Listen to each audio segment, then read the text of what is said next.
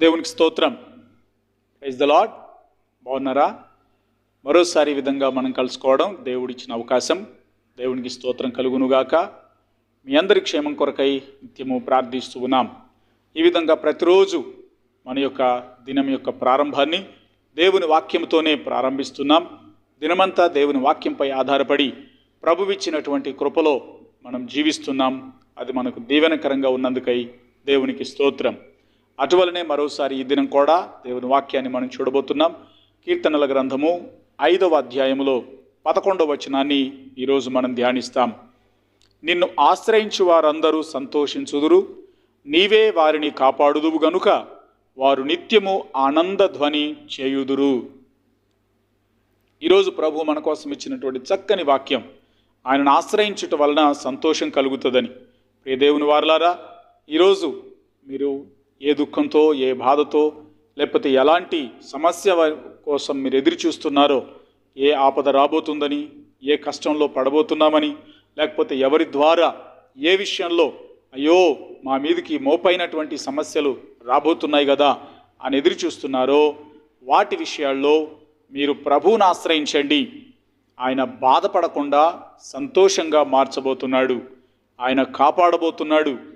నిత్యము ఆనంద ధ్వనిని మీ హృదయాల్లో, మీ మనస్సులో వినిపించబోతున్నాడు.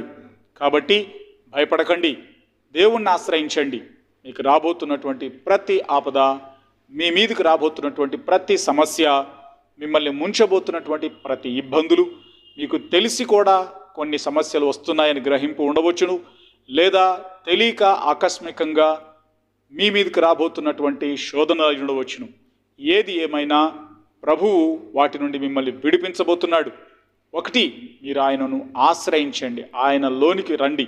ఆయనే మీ యొక్క నివాస స్థలముగా చేసుకొని దేవునిలో మేము జీవిస్తున్నామన్న నమ్మకంతో ఈ దినం మీరు అడుగు బయటికి వెళ్ళండి. మీ యొక్క ప్రయాణాలలో, మీ పనులలో, మీ యొక్క ప్రతి విధమైనటువంటి ఆలోచనలలో దేవుడు మిమ్మల్ని కాపాడి మీకు ఈరోజు ఒక సంతోషాన్ని, ఆనందాన్ని ఇవ్వబోతున్నాడు, సంతృప్తిని కలుగ చేయబోతున్నాడు. అట్టి నమ్మకంతో మీ జీవితాన్ని కొనసాగించండి. ప్రభు మిమ్మును కాపాడునుగాక.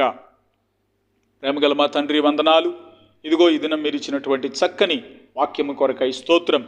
అయ్యా, నిన్ను ఆశ్రయిస్తే మాకు సంతోషాన్ని, ఆనంద ధ్వనిని వినిపిస్తానని మీరు మాటిచ్చారు.